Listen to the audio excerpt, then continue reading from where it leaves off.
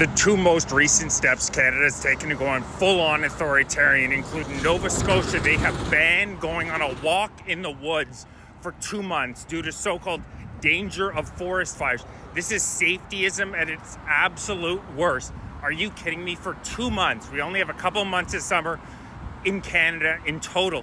They are now saying, MPs are saying, you are not allowed to go into the woods. Otherwise, each Canadian faces a $25,000 fine.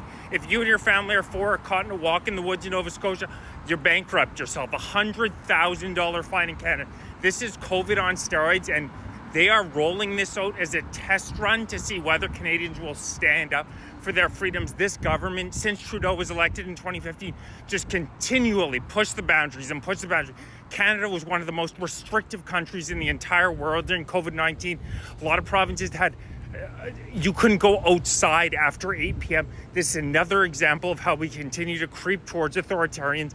On the East Coast, Canadians stand up and say enough of this bullshit. We need to stand up to Tim Houston and the authoritarians. Second example, Bill C-63, the so-called Online Harms Act, will allow Canadians to be put under house arrest or given an ankle bracelet for pre-crimes. I kid you not, you don't have to have posted anything whatsoever. Any citizen can report that another citizen they believe is likely to post something hateful in the future.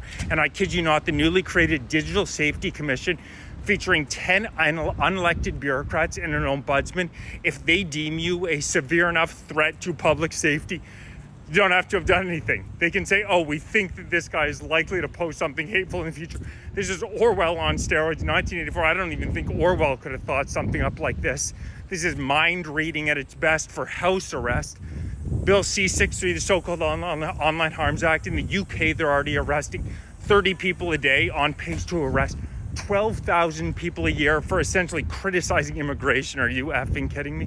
In Canada, we're posting it, but you don't even have to have posted anything. They just have to say they believe you're likely to post something in the future. This is truly unbelievable. In Canada, we're not dealing with the open crack smoking on our cities absolutely everywhere you go on a day-to-day basis, but they want to be able to lock conservatives up for pre-crimes. This is authoritarianism. It is on our doorstep. There's no other way to define what's going on. Bill C-63 also allows them to imprison people for life for so-called incitement to genocide. I'll let you use your imagination to determine exactly what type of people they're going to go after with that. And lengthy prison sentences. They've widened the definition of hate speech to include so-called fomentation of vilification and detestation. Again, I'll let you use your imagination to think where creeps like Mark Carney and the Liberals are going to go after with that type of thing. Canadians, open your eyes. Authoritarianism is at our doorstep. Every day we get closer to China and Russia.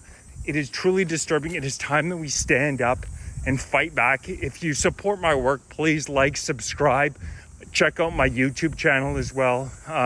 Hit the link in the bio.